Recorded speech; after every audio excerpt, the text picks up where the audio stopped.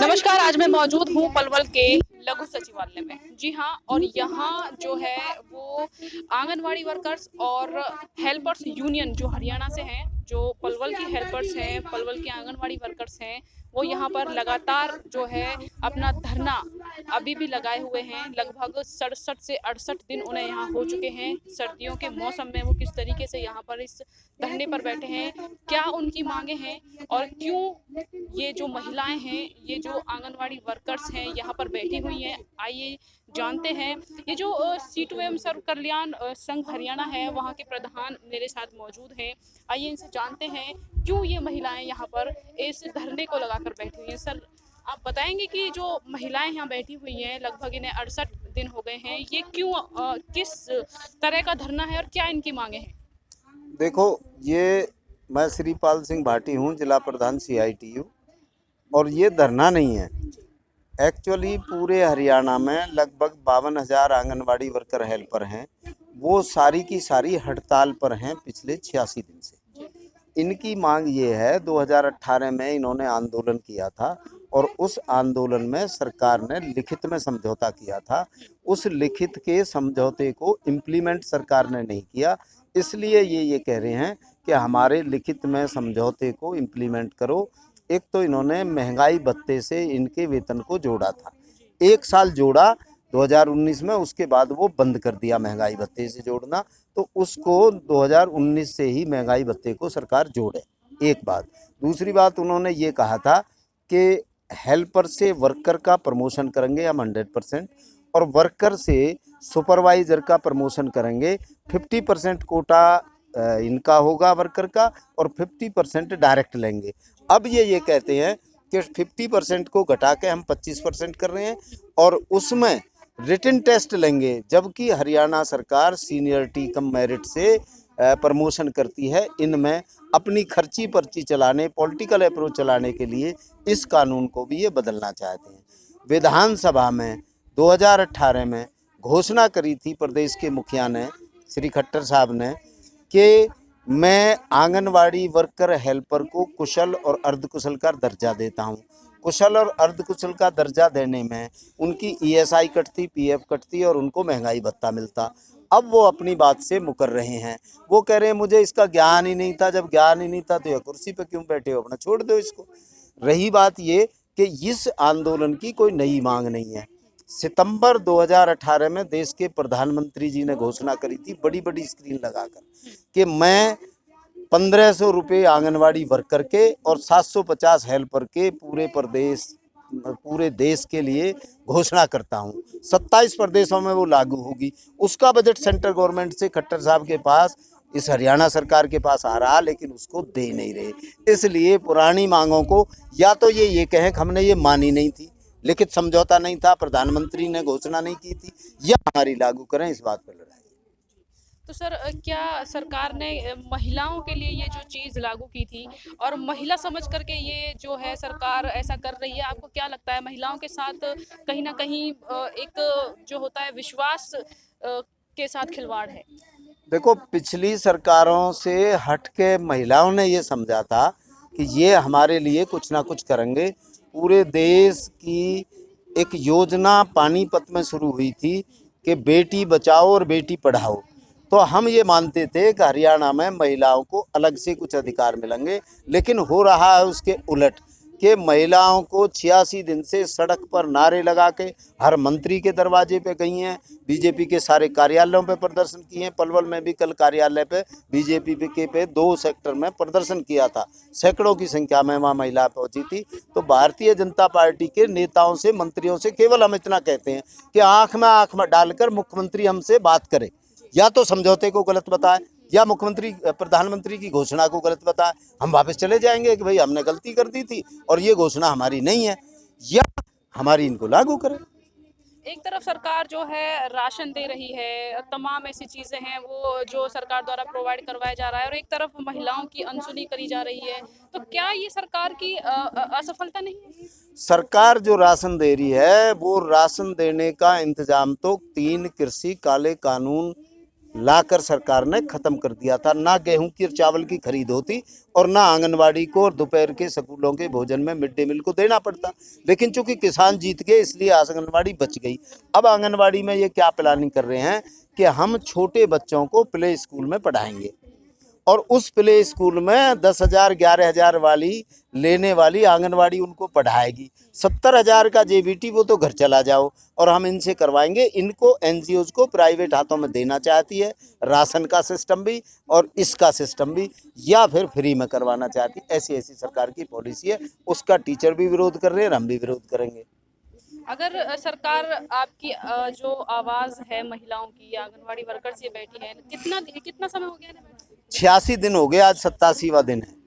तो अगर सरकार नहीं सुनती है तो आपका अगला कदम क्या होगा? हमारा अगला कदम 14 तारीख को पूरे प्रदेश की 52,000 आंगनवाड़ी वर्कर हेल्पर पड़ाव डालेंगी मुख्यमंत्री के गृह जिले में, और वो है करनाल।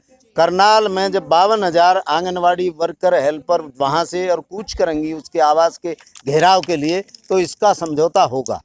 लगभग 90 के करीब टर्मिनेट की हैं आंगनवाड़ी वर्कर हेल्पर और 40 के करीब उन पर मुकदमे बनवाए हैं।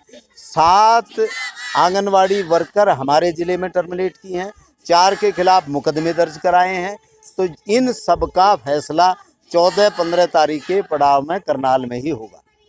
जिस तरीके से आप पलवल के लघु सचिवालय में बैठे हुए हैं, यहाँ तमाम आला अधिकारी बैठते हैं, एसपी ऑफिस वगैरह यहाँ पे है और जितने भी बड़े अधिकारी हैं सभी का ऑफिस यहाँ पे है, क्या वो यहाँ पर संवेदना के लिए नहीं आते? वो संवेदना के लिए नहीं आते। उन्होंने हमें बार बार बुलाया था कि कोरोना का जोर है, आप 50 से ज़्यादा इकट्ठे नहीं हो सकते, आप यहाँ से धरना हटाइए। गुजर धर्मशाला में बरसात में अगर हम बैठते थे, सामने कैंपस है, तो वहाँ से उन्होंने हटाने के लिए धर्मशाला के लोगों को भी प्रेस किया, भाई यहाँ से इन्हें हटाओ। वो तो उल्टा हमें हटाना चाहते हैं। हमने कई बार ज्ञापन दिए हैं और कल भी ब्राह्मण धर्मशाला में इकट्ठे होकर और 2 सेक्टर बीजेपी के कार्यालय में गए थे। वो ब्राह्मण सभा के जो पदाधिकारी थे उनसे भी कहा गया, भाई यहाँ पुलिस आती है, महिला क्यों आ रही है। तो आंदोलन इन पे झेल नहीं रहा। ये हमारी सिंपैथी दिखाने की बजाय इस आंदोलन को तोड़ने का काम कर रहे हैं। महिलाएं डर जाएंगी मुकदमे बनाने से, टर्मिनेशन से, और घर घर जाके अधिकारी, आंगनवाड़ी विभाग के अधिकारी उनके परिवारों से मिल रहे हैं कि तुम्हारी महिलाएं सड़कों पर नारे लगाती हैं, क्यों भेज रहे हो, वहाँ से बंद करो, ये करो, वो करो। तो ऐसा उल्टा उसको रोक रहे हैं, आंदोलन को सिंपैथी नहीं है। कहीं ना कहीं देखा जाए तो एक परिवार है, एक समाज है, एक देश है, वो महिला के जो है समर्थन से चलता है और सरकार इस तरीके से महिलाओं के साथ कर रही है, उनकी सुनवाई नहीं कर रही है। तो क्या लगता है कि जो महिलाएं हैं उनके आत्मविश्वास पर क्या फर्क पड़ेगा? देखो, ये जो परियोजना बनी थी, आंगनवाड़ी की परियोजना लगभग 46 साल पहले है। इनको 100-150 रुपये दिए जाते, 2 रजिस्टर थे। धीरे धीरे इनकी वर्किंग बढ़ी। उसमें गर्भवती महिलाओं को भी इन्होंने डाइट देनी है, छोटे बच्चों को भी डाइट देनी है, उन्हें सिखाने हैं। तो काफ़ी इससे प्रोग्रेस हुई और जो हिंदुस्तान का हंगर जो सिस्टम था, भूख से मरने वाली मौतें जो होती थी या हैंडीकैप्ड बच्चे हो जाते थे, उसमें आंगनवाड़ी का बहुत सराहनीय वर्ल्ड लेवल पे काम रहा, हिंदुस्तान का कहा जाता है। तो ये तो रही वर्किंग। लेकिन सरकार की वर्किंग जो है, भारतीय जनता पार्टी की सरकार आने के बाद इस विभाग को प्राइवेट में देना, इनकी समय पर सैलरी ना देना, इनका जो सेंटर का बजट आया उसको हड़प जाना, ये सरकार का उल्टा काम चल रहा है। इसलिए इनका विरोध है। और ये सीधा सीधा आंकड़ा 50% का है। 50% जेंट्स हैं, 50% महिला। तो 50% महिलाओं को ये मानते हैं कि ये तो जहां इनके जेंट्स वोट देंगे वहीं वोट दे देंगे। बहुत जल्दी नगर पालिकाओं के पंच सरपंचों के चुनाव आने वाले हैं। भारतीय जनता पार्टी के विधायक और जितने भी जिले के पदाधिकारी हैं वो गेट भी नहीं खोलते अपना। और ये जब वोट मांगने आएंगे तो इनके दरवाजे पे, हम अपने दरवाजे पे इनके साथ क्या व्यवहार करेंगे वो भी इन्हें जानकारी नहीं है। लेकिन ये भारतीय जनता पार्टी को बता देंगे, तुमने हमको 86 दिन महिलाओं को, पूरे हिंदुस्तान में जितनी भी आंगनवाड़ी की यूनियन है, कोई भी 86 दिन आंदोलन नहीं चला, केवल और केवल हरियाणा का चला। और उसके बावजूद भी महिलाओं में हौसला है और 14 तारीख को वार पार की लड़ाई के लिए तैयार है। तो आप देख सकते हैं कि महिलाओं का जो हौसला है वो किस तरीके से बुलंद है और सरकार जो है उसके किस तरीके से उनका रवैया सरकार के प्रति है, आइए जानते हैं यहाँ बैठी तमाम महिलाओं से भी कि क्या उनका कहना है।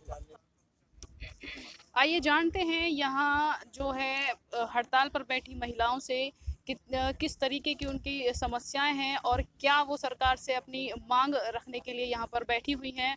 उनकी सुनवाई हो रही है, नहीं हो रही है, अगर नहीं हो रही है तो वो क्या अगला कदम उठाएंगे, आइए जानते हैं यहाँ बैठी तमाम महिलाओं से। मैम, आप बता सकते हैं कि यहाँ जो धरना है, वो जो हड़ताल है, वो कितने दिन हो चुके हैं? यहाँ पर हड़ताल को 68वां दिन है और लगातार हड़ताल पर हैं। तालाबंद हड़ताल है हमारी। 2018 में माननीय सीएम जी ने घोषणा की थी, बातचीत के दौरान वर्कर को कुशल का और हेल्पर को एक कुशल का दर्जा देंगे, जो कि कर्मचारी की श्रेणी में आता है। उसको अभी तक नहीं दिया। और न्यूनतम वेतन की बात हुई थी, लेकिन न्यूनतम वेतन ना देकर जब तक हमारी वर्करें कर्मचारी का दर्जा नहीं पाती, तब तक कम से कम तो 24,000 वर्कर को, 16,000 हेल्पर को दिया जाए। और उसके बाद 2 सितंबर 2018 में माननीय प्रधानमंत्री जी ने घोषणा की थी, वर्कर को 1550 रुपये और हेल्पर को 750 रुपये बढ़ोतरी दी जाएगी, लेकिन अभी तक उसको लागू नहीं किया। और उसे ये कह के लागू किया था, बोला था मतलब दिवाली का तोहफा है वर्कर हेल्पर के लिए, लेकिन वो दिवाली का तोहफा 4 साल हो चुके हैं, अभी तक नहीं मिला। उसके बाद भी जो महंगाई भत्ता मिलना था वो नहीं दिया। और रिटायरमेंट पे अपनी वर्कर को 3 लाख रुपए वर्कर को, 2 लाख रुपए हेल्पर को दिया जाएगा रिटायरमेंट पे, लेकिन अभी तक लागू नहीं किया। अब 29 दिसंबर को बातचीत के दौरान उन्होंने बोला था 1 लाख रुपए वर्कर को और 50,000 रुपये हेल्पर को दिए जाएंगे, लेकिन उसका भी अभी तक लेटर जारी नहीं किया।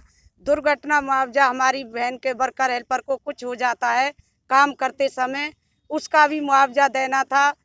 पूरी जिम्मेदारी, अगर कोई घटना में कोई बीमार होती है, कुछ होता है, तो उसका पूरा इलाज का खर्चा सरकार को देना था। और घटना उसके बाद डेथ के बाद भी 3 लाख रुपए वर्कर हेल्पर को देना था, लेकिन उसको भी 2 लाख रुपए कर दिया है, जबकि 29 दिसंबर को बातचीत के दौरान उन्होंने अंदर हाँ की थी। उसके बाद बाहर घोषणा कर दी 2 लाख रुपए देते हैं। इस तरह की हमारी मांगे हैं। अगर इन मांगों को पूरा नहीं किया तो हमारी लगातार हड़ताल रहेगी। जैसे किसानों ने 13 महीने आंदोलन किया, हमें या 2 साल हो जाए, लेकिन हम हड़ताल से पीछे नहीं हटेंगे। हमारी बहनें एकजुट होकर लड़ रही हैं। अपनी कोई नई मांग नहीं है, 2018 की मांगे हैं जो हमारी अभी तक पूरी नहीं हुई। यहाँ पर सभी माताएं बहनें बैठी हुई है मैम, और सभी के जो है घर परिवार है, बच्चे भी होंगे और जो है तमाम सदस्य भी होंगे परिवार के, तो वो सब किस तरीके से आपकी सपोर्ट में है? मैम, वो हमारे बिल्कुल पूरी तरह से सपोर्ट में है, क्योंकि बिना फैमिली के सपोर्ट के तो हम यहाँ पर एक पल भी नहीं रुक सकते। अगर फैमिली वाले ही हमें नहीं आने देंगे तो हम यहाँ पर कैसे आ पाएंगे। हालांकि अभी हम 3 बहनों को सबसे पहले बर्खास्त किया गया था, तब भी हमारे फैमिली वालों ने पूरा हमारा समर्थन दिया है। कोई बात नहीं, आप आगे बढ़ो। जब आपकी और बहनें आपके साथ हैं तो परिवार वाले आपके बिल्कुल कंधे से कंधा मिला के चलेंगे। और छोटे बच्चों की बात है मैम, छोटे बच्चे सभी के घरों में हैं। किसी के पोते छोटी, पोती छोटी, तो किसी के बच्चे छोटे हैं। तो छोटे बच्चों की बात ऐसे हैं, वो भी ये कहते हैं मम्मा इंकलाब जिंदाबाद। जब हम उन्हें नारे दिखाते हैं ना, तो वो हमारे साथ ही हैं मैडम, तभी हम यहाँ आ पाते हैं। परिवार का पूरा जो है वो सहमति आपके साथ बनी हुई है। अगर मैं बात करूँ यहाँ समय अवधि की, तो सुबह कितने बजे से जो है हड़ताल शुरू होती है और कब तक होती है? 10 बजे से शुरू होती है और 2 बजे तक खत्म होती है हमारी। अगर सरकार आपकी बातों को नहीं मानती है, आपके साथ किए हुए वादे पर वो अटल नहीं रहती है, तो आप क्या करेंगे? हम अपनी हड़ताल आगे के जारी रखेंगे। हम पीछे हटने वालों में से नहीं है बिल्कुल। तो क्या और कुछ कहना चाहेंगे आप सरकार से? हम सरकार से यही कहना चाहेंगे कि या तो हमारी मांगों को मान लिया जाए, नहीं तो हम जो हमारे साथी और हैं सब कर्मचारी संघ C2 और स्वास्थ्य विभाग से, जल विभाग से, वो सभी हमारे साथ हैं। उन्होंने भी हमारे साथ रहने का पूरा फैसला कर लिया है। और अब तो हमने महापड़ाव की पूरी ही तैयारी कर ली है कि जब तक सरकार नहीं मानेगी तब तक 14 तारीख से लेके जब तक वो नहीं मानेगी, हम वहीं पर ही धरना देंगे, वहीं पर ही हड़ताल करेंगे। जैसा कि माना जाता है कि जो देवी होती है, जो महिला होती है, वो एक देवी का रूप धारण करके, और देवी के अंदर 9 रूप बसते हैं, तो क्या वो देखने को मिलेंगे अगर सरकार नहीं मानती? वो तो मैडम अगर आपने देखा हो तो मिला भी है, दिखा भी है। पहले हम बहुत कमजोर थे, हम यही सोचते हैं कि हाँ हम कमजोर थे, हम बिल्कुल आगे नहीं आए कभी भी, लेकिन सरकार ने हमें इतना मजबूत कर दिया, पहले तो लेटर निकाले हमारे, हम उनसे भी नहीं डरे, हमारे क्या नाम है वो रखवा दी कि ट्रेनिंग है, हम ट्रेनिंग पर भी नहीं गए। हमारे घरों में परिवारों के पास जा जाकर इन्होंने कहा है कि या तो अभी इन्हें बिठा लो नहीं टर्मिनेट करेंगे, वो काम भी इन्होंने कर दिया कि हमें टर्मिनेट भी कर दिया। 7 बहनों को ये टर्मिनेट कर चुके हैं, 4 के खिलाफ झूठी FIR भी ये करवा चुके हैं, केस दर्ज करवा चुके हैं, जो कि बिल्कुल झूठा है। हम मैडम इनके पास इसीलिए अपने लेटर लेने नहीं गए क्योंकि ये झूठे केस हम पर डाल रहे हैं। अब जब इन्हें कोई और FIR करने का मौका नहीं मिला तो इन्होंने हमें टर्मिनेट किया है कि भाई तुमने उनका जवाब नहीं दिया। हम एक लेटर का जवाब देकर भी आए थे तो वहां पर इन्होंने अपना पूरा जोर हम पर चलाया था कि ये हमसे कुछ हाथापाई करें, लेकिन हमारी बहनें इतनी शांति प्रिय हैं, शांति प्रिय ढंग से अपना हड़ताल चला रही हैं। पर अगर इन्होंने ये भी नहीं माना ना तो 9 रूप, अभी तो हम अपना जो है साधारण रूप दिखा रहे हैं, तो 9 रूप लेने में हमारी बहनों को कोई देर नहीं लगेगी, दुर्गा शक्ति अंदर आके ही रहेगी फिर। तो ये हैं यहाँ पर बैठी हड़ताल पर तमाम महिलाएं, जो सरकार द्वारा इनका जो है वो सब्र आजमाया जा रहा है। इनका कहना है यदि सरकार नहीं मानती है तो देवी की तरह अपने 9 रूपों को दिखाएंगी, अदरवाइज अपने जो मांगे हैं उनको सरकार से मनवाने के लिए अब ये पीछे हटने वाली नहीं है। आप बने रहें सर्वोदय के साथ, और सर्वोदय TV इंडिया से मैं ज्योति खंडेलवाल।